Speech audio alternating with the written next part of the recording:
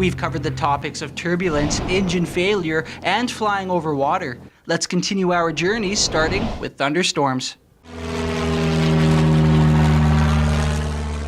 There's a reality of two things. Number one, we have storm scopes in some of the higher performance aircraft. So those aircraft would actually be able to detect that a storm is ahead, and then you simply change your track.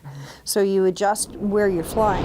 As well, you also have, again, controllers and weather people on the ground that are continually watching these storms and giving information and saying, we're tracking on radar as well, and we know that this storm is moving this direction, it's tracking this way, you might want to alter your course.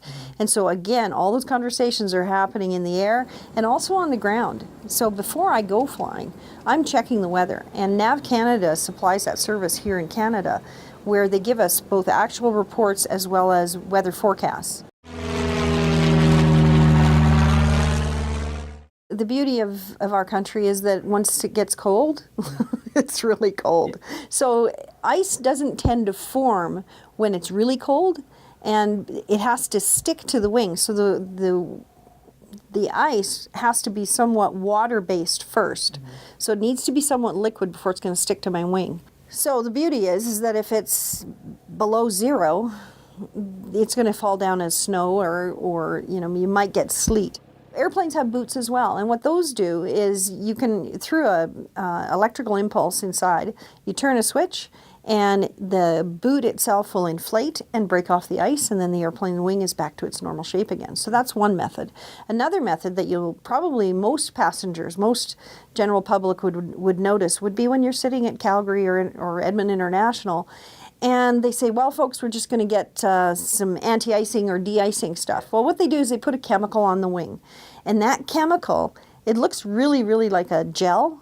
And what that does is it not only will get rid of the ice that's there, but it will also prevent more from forming. What happens where you have a heavier airplane is they don't tend to be affected by a crosswind as much as a lighter one. So that some aircraft, they'll look at a crosswind and go, okay, whatever, they don't mind. It's not going to affect them that much. And there are also some really cool aircraft, some of the jets you can see, where they actually have the gear swivel.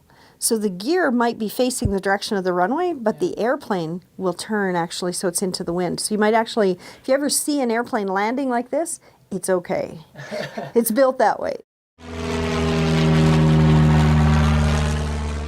There's quite a team of people that make sure that this flight is going to go off smoothly. And so we have very few accidents. If you take a look at the statistics, you compare that to even something as simple as Highway 2, we've got an incredible safety record in aviation, and for a lot of really good reasons. Number one, we want to come back too. So that's part of it. We all want to bring them back.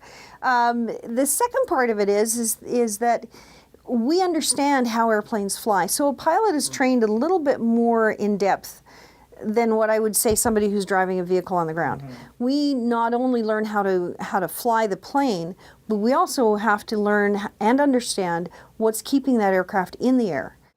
If you didn't get a chance to catch the full segment, head to our website. For Go Central, I'm Kyle Polanski.